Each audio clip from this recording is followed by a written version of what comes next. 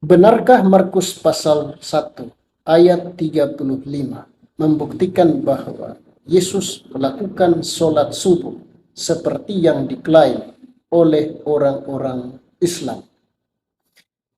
Klaim ini muncul di diskusi lintas agama, dalam hal ini Kristen dan Islam. Pertanyaannya adalah, apakah klaim ini akan tetap bertahan jika diuji dengan metodologi kritik sejarah yang biasanya digunakan oleh para sejarawan dan ahli perjanjian baru? Dalam video ini kita akan membahas masalah ini. Tidak akan berdasarkan asumsi, tapi kita akan menggunakan data sejarah, bahasa asli, dan konteks abad pertama. Langkah pertama dalam melakukan kritik sejarah adalah memahami sebuah teks harus berdasarkan dunia tempat di mana teks itu ditulis. Seorang sejarawan tidak boleh menafsirkan suatu peristiwa dengan menggunakan konsep atau metode yang digunakan berabad-abad kemudian. Prinsip ini dikenal sebagai larangan terhadap anakronisme historis.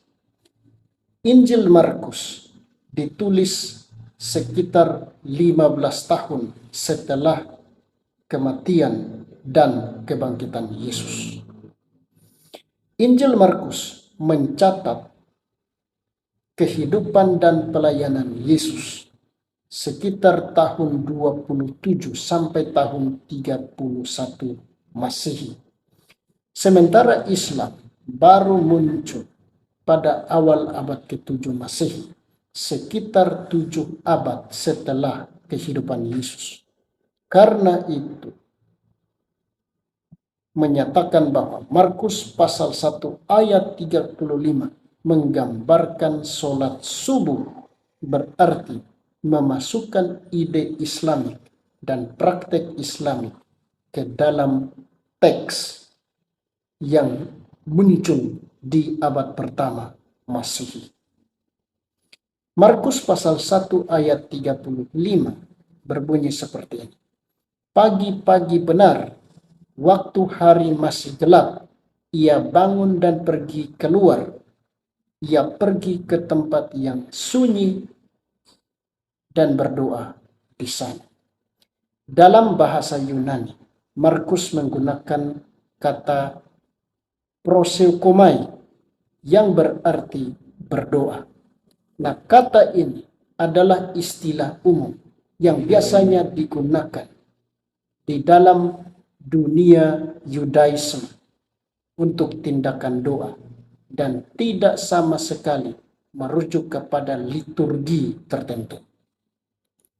Markus tidak menyebut adanya wudhu, ada arah kiblat, jumlah rakaat, atau bacaan tertentu. Tidak terlihat di dalam Injil Markus. Sebaliknya, Injil ini menunjukkan bahwa Yesus berdoa dalam berbagai situasi. Ia berdoa di tempat yang sunyi, di atas gunung, semalam-malaman, dan mengangkat mata ke langit. Bahkan Yesus tersungkur di tanah di Taman Getsemani. Keragaman ini memperlihatkan bahwa Injil ini menekankan kehidupan doa Yesus, bukan sebuah sistem ritual yang baku. Nah, Yesus hidup sebagai seorang Yahudi di zaman Bait Suci kedua. Pada masa itu, orang Yahudi memang memiliki kebiasaan berdoa di pagi hari, di siang hari, dan petang hari, seperti yang tercermin dalam kitab Mazmur dan kitab Daniel. Tapi doa-doa itu merupakan bagian dari tradisi Yudaisme, bukan sholat Islam yang tertata di kemudian hari, beberapa abad kemudian.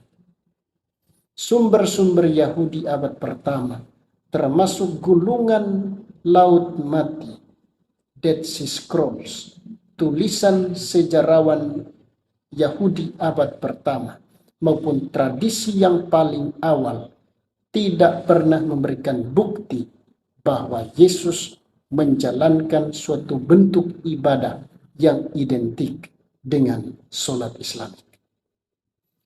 Dari perspektif kritik sejarah, Markus pasal 1 ayat 35 tidak dapat dijadikan bukti bahwa Yesus melakukan sholat subuh seperti yang dilakukan oleh orang Islam.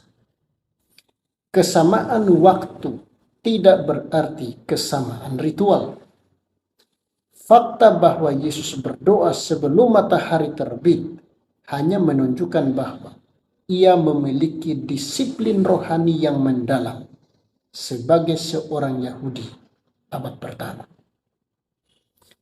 Metode sejarah mengajarkan bahwa identitas suatu praktek keagamaan tidak dapat ditentukan hanya berdasarkan kemiripan.